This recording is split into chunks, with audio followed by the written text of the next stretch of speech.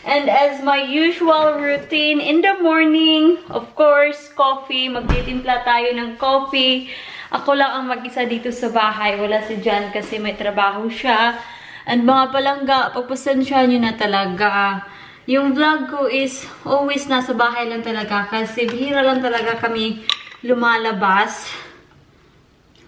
Pag nagtitimpla ako ng kape, I always put milk first because I always think that putting the milk first, it's always tastes better.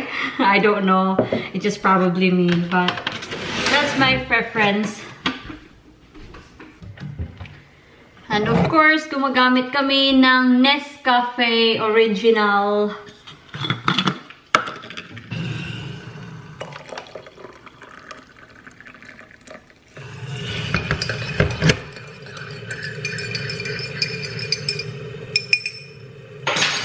So, ito yung breakfast ko, 1 Yakult and pork pie.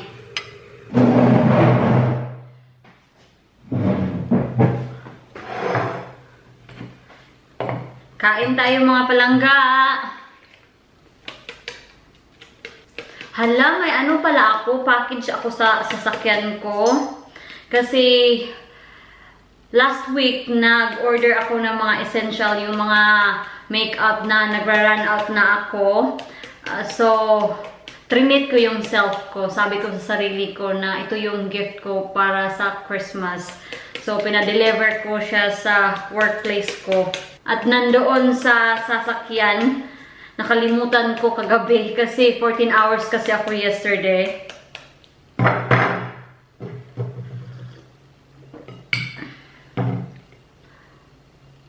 Mahilig talaga ako sa pork pie mga palangga.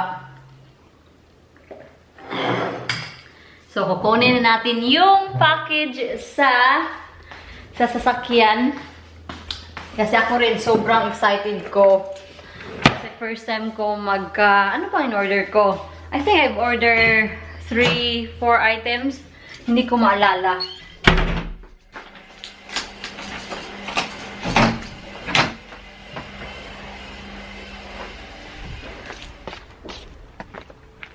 Ay, hindi pala open. There you are. Tanga. Ito yung in-order ko. Sandali lang. Ano ba? Bakit hindi ko ma-reach? Ito na. Yeah. In-order ko siya sa Debenhams. Ay, Diyos ko po. Ang lamig. Ang lamig. Ang dali lang. Ay, ay. Hala, mga palangka. Ano to? Ano to? Not again. Oh my God. May gasgasan naman sa sasakyan ko mga palangka. Oh! Hala, uy. Pag minamalas nga naman. Oh dear. Oh my God, oh my God. Nagpark kasi ako kahapon sa labas. Hindi ako nagpark sa car park namin kahapon kasi may photoshoot kasi. So, we are not allowed to park sa parking area namin. Laoy, pag minamalas nga naman, hindi pa nga napapaayos yung gasgas na nagawa ko last month. Ito na agad. Hala. Tama nga kayo mga palangga. May nag-comment kasi sa akin na wag muna ipaayos yung gasgas mo, baka madagdagan pa. Hala, Diyos ko, uy. Sino bang gumawa nito sa sasakyan ko, uy? Paita. Hala, uy, kasabaan na dyan ko ano ni Jan, ay. Hala, patay, uy. Hala, uy, pagkamalas ba, uy? Sobrang malas. Hindi na tuloy ako excited sa, ano ko, sa package ko. Hala.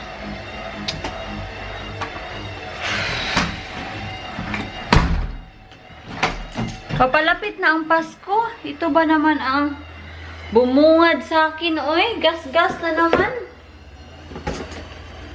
Oh, dear. Lakasabaan sa yung kuhanin ni Jan ay.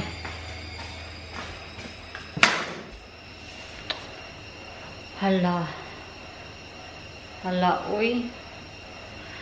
Hala, patay yung kuhanin ay.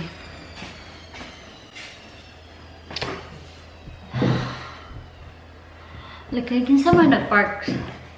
Let me think. I was just thinking who parked next to me yesterday. Kung yung mga kalig ko naman, kung sila ang nakagasgas sa sasakyan ko, sasabihin naman din nila siguro. Pero yesterday, wala naman sa akin nagsabi. Gabi na kasi, 14 hours ako kahapon. So, hindi ko yan na pansin. Halawin. Wag ko muna yan isipin mga palangga. Kasi gas-gas lang naman eh. Sabi nyo, maayos din naman yan. Oo, pero iniisip ko yung pera eh. Babalik ko na lang siguro to. Oh, sayang, oy. Oh dear.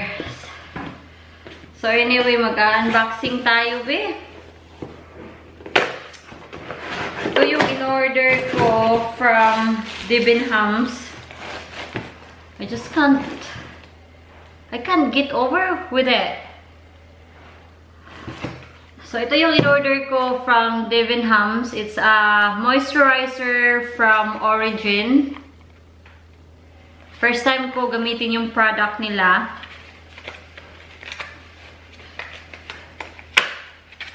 Kasi yung mukha ko talaga mga palangga, I will go closer to you, but there's a lot of, what do you call it, patches, dry patches in there, mostly dito, oh.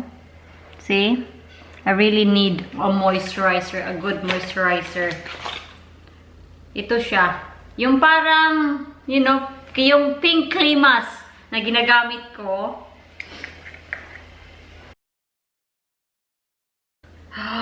Oh my gosh! Tingnan niyo. Mabango siya. Yung amoy, yung amoy niya is parang ginger. Totoo, parang ginger talaga yung amoy niya. Wow! Ang ganda ng pakiramdam mga palangga. Very cooling effect. Cooling effect. Hindi na magko-cooling effect si Jan. Pag sinabi ko, Jan, may gasgas na naman sa sasakyan ko. Patay ako ni Mr. nito eh. Ala, sobrang ganda niya mga palangga ay. Wow! At yung packaging niya is parang alias skin lang talaga. Yung next na binili ko is lip balm. Kasi may nag-comment kasi sa akin na sabi niya na maganda daw yung Kiehl na lip balm. So let's try it out. Ito yung loob niya mga palangga. Come on, focus. Yeah.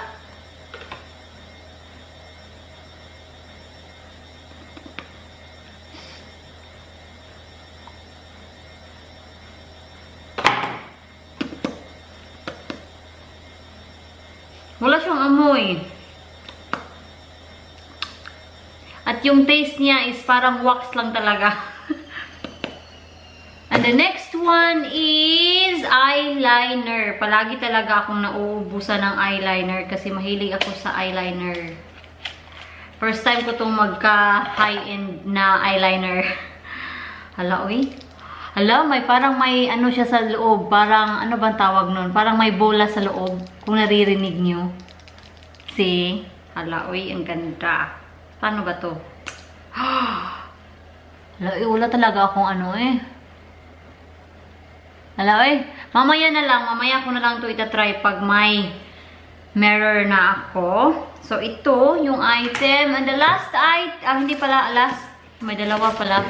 Yung, ano ba to? Angled brush para sa eyebrows.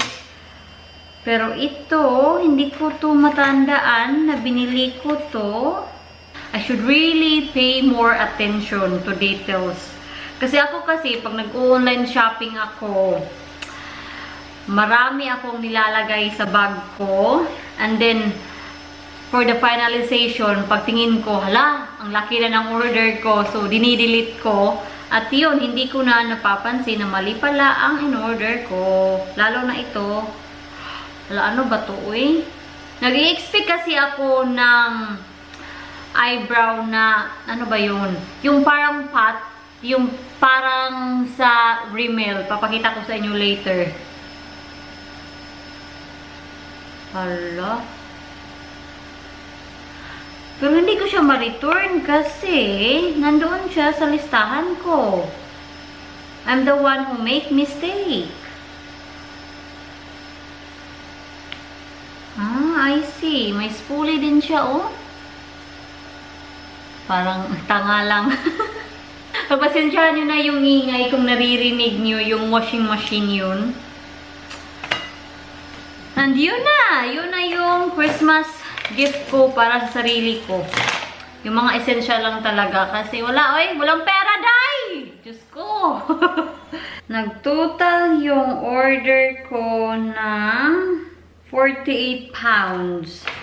At kanina mga palangga, kumuha pala ako ng mirror para masubukan ko tong eyeliner ng Smashbox.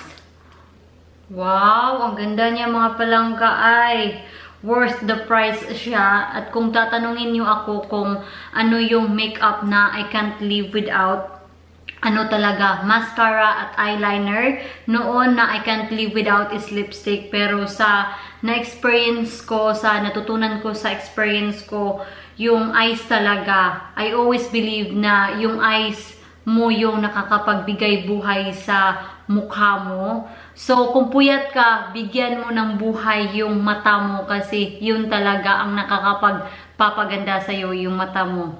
Tulad ng mata ko. Oh my God, pangiti-ngiti ako dito mga palangga, pero malaki yung kasalanan ko kay Jan. Hindi ko naman talaga ginawa.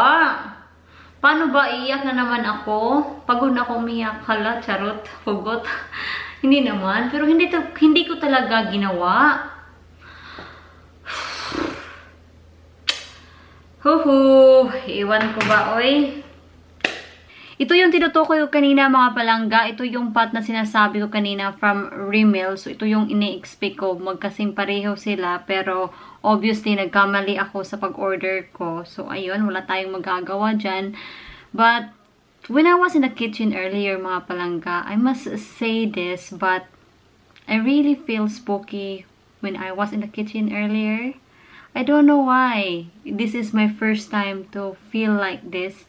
Kasi, parang may nakita talaga ako eh. First time ko mga palangga, ayaw kong takutin ko kayo, ayaw kong takutin yung sarili ko. But, first time ko na I feel spooky in this house. Oh my God, uy. Huwag naman sana, no? Jan is still not here mga palangga. Kakuha muna tayo ng kahoy kasi, oh. Paubos na yung kahoy ko. And I don't know what time he will be home. But as what he said, that he gonna call me before he set off.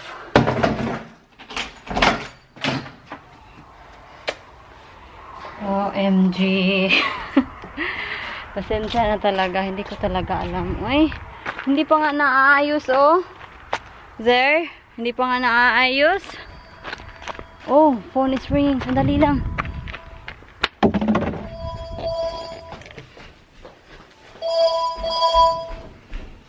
John, it's John. Hello? Han.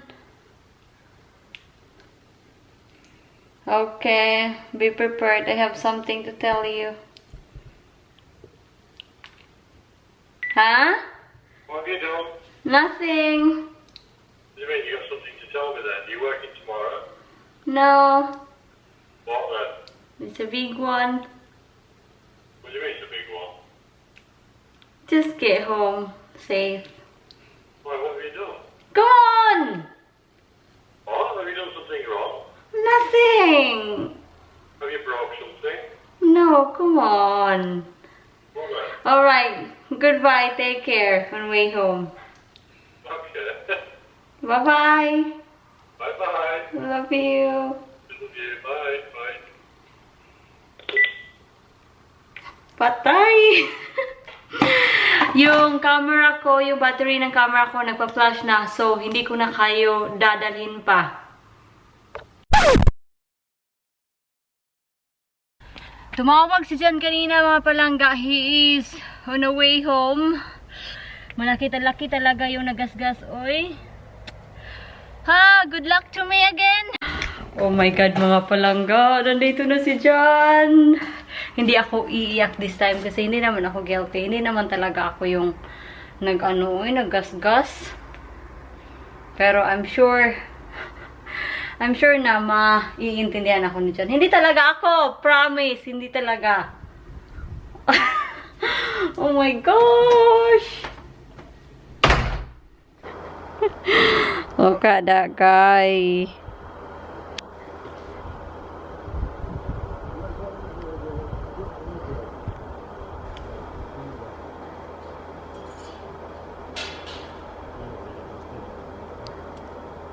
Can't believe it.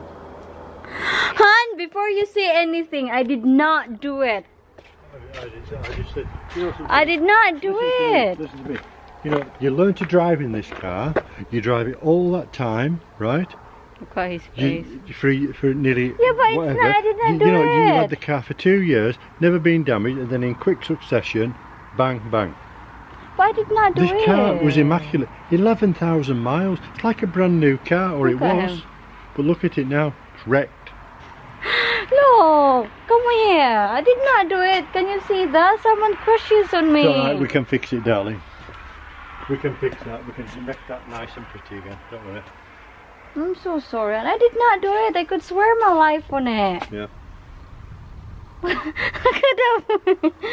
Please, believe me. I did not do it, I hon. do. This is my believing face.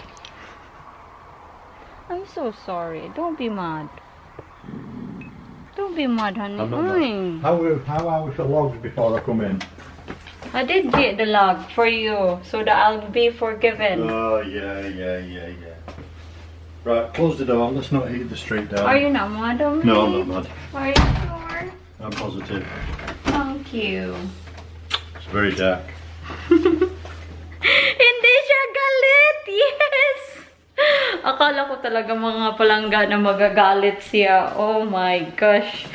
So, anyway mga palangga, yun na yung reaction ni Mr. Sobrang short lang kasi wala eh. Sabi niya na in such a short period of time yung sasakyan ko na wreck na daw. Sabi niya.